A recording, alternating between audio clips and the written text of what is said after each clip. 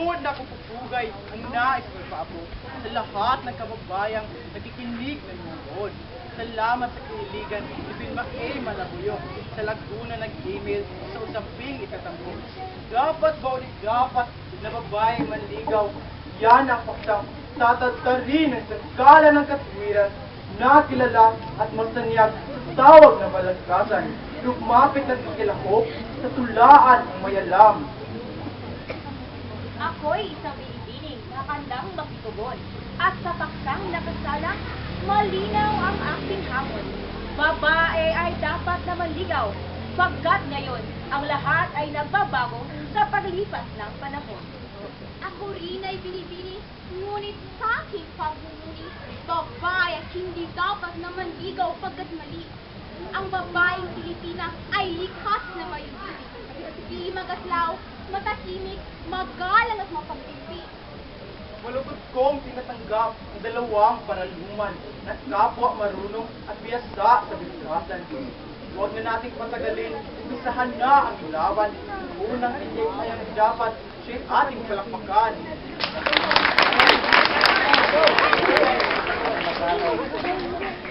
Ang lola ng aking lola na may kapatid na dalaga. Na pa rin kahit edad ay 130.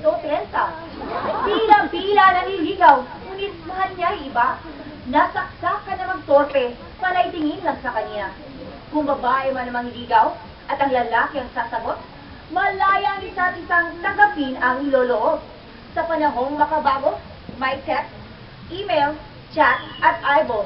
Hindi na uso ang pasipot, pa-cute, pa-secret love. Hindi naman yata tama kung tanging may karapatan na magsabi ng niloloob ay kalalakihan lang. Mababae man o malalaki, pantay na nila lang. May puso at may damdaming kapwa na marunong magmahal. Nasaan tamis ng pagsinta o hapdi ng pag-abigo kung di man lang naranasan pagkat lalaki ay tungo o babae kahit gusto di makakibo. Ano ang saysay ng mabuhay? Para saan pa ang puso? Mabibigat na katwiran ang kaagad ipinukol ng makatang nasa panig ng dapat ang iprangtanggol. Ang kanyang katunggali, pakinggan natin ang tugon. Malakpakang masagana at sa kanya isalubong. Ang aking lolo ay may apong binatilyo. High school pa lang, marami ng tagahanga.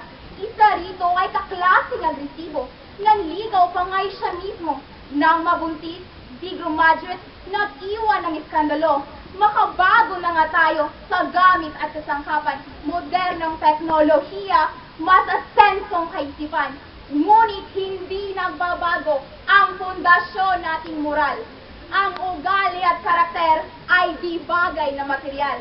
Alalaon baga, kahit marami ng hindi uso, mayroon pa rin makalumang sariwa at laging bago.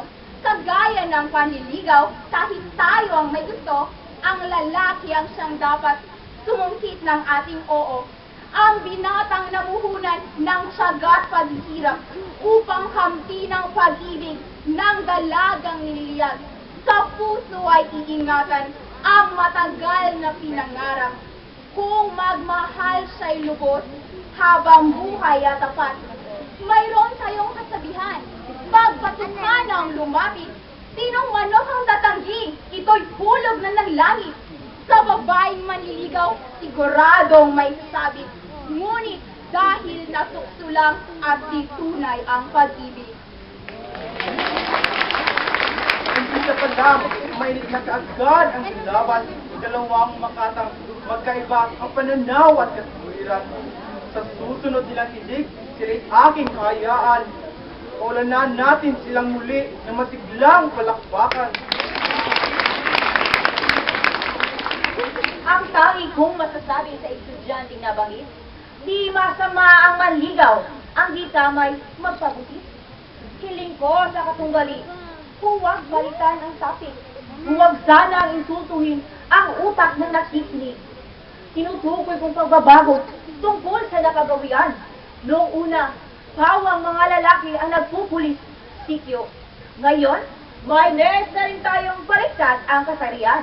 Kaya ano ang kaibahan pambabae man ang manligaw.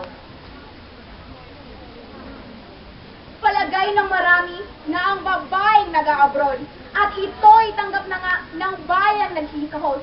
Batid natin ito'y mali, lalo't ating napagtuos ang bilang ng nawawasak na pamilyang lasog-lasog.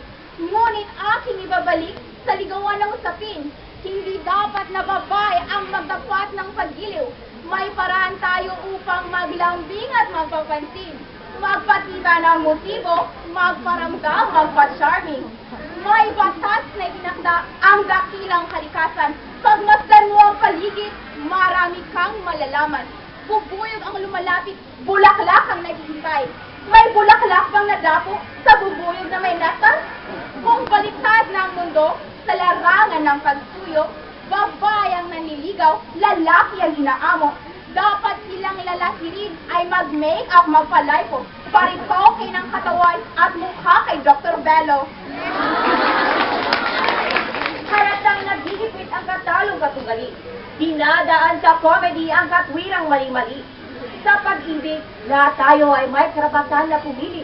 Karapatang walang silbi kung lalaki, kung babae itatali.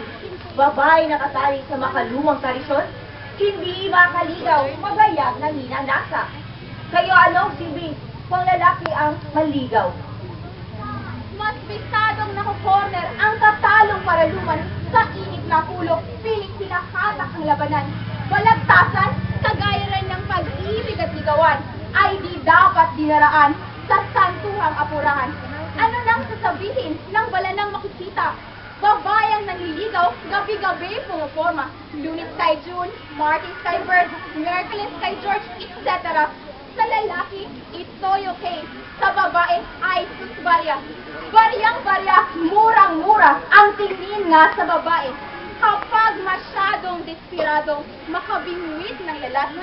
Perang sugal, kung gastusin, walang halong pag-imtang kay daling kunin, madali rin isagabi. Labis na mga pinababa na katalong mapangusga. Ang alaga ng babae sapat lang sa kanyang sarili. Mas mabuti na lang dad sa ubay pagpapasya. Maring pag-asang lumigaya kaysa magpantasya. Buhay nga natin ay sugal kung lagi kang tagataya. Mas maliit ang tsansa mo, di tulad na nagbabangka. Ang dalagang Pilipina ay dangal ng ating lahi. Matimtimang Maria Clara, buong mundo'y pumupuri. Ang nais ng kabalagtas ay baguhin ang ugali. Itulad sa Conluranin, mas mababa iyaong puri. Sa kanlurang Amerika, makabago ng lahat. Talamak ang teen pregnancy, diborsyo ay sangkatutak. Ganyan ba ang ninanais? Pausuhin sa pagpayag? Babayang manligaw sa modernong moralidad? Katalong paraluma hanggang ngayon nakahawla sa panahon ng mga Kastila na Simon at Ibarra. Ang paksa ay tumutukoy kung dapat ba o hindi dapat nanligaw ang babae ngayon, hindi noong una pa. Noong una at sa ngayon, ang sagot ko ay isa. Hindi dapat na manligaw ang babaeng Pilipina. Hindi patas na babae ang manligaw. Dapat bigyang laya ang babae na manligaw. Kung paanong mayroong ama at ina ang tahanan, may babaeng liligawan, may lalaking nanliligaw. Sa panahong makabago, hindi na uso ang ganyan. Naging uso kahit kailan ang tama't mabuting asal. Dapat bigyang laya ang babae sa manligaw. Laring sorting ng lalaki. Maghintay kang maligawan, huwag kang desperada. Na ayaw at nagustulo, kumuna ang kapag-break. Upang kayo iwatin sa laban ng tumitindi. Kayo muna ay magpahinga, magpalamig sa madali. Sa babayang minamahal, palapakan natin silang muli. Babae nga ba'y dapat naman ligaw? Yan ang tanong. Sino nga ba ang nagugi? Sino nga ba ang dapat maging kampiyon? Kayong manlang people ang bahala ng humatol. Pagpalain tayong lahat ng dakilang Panginoon.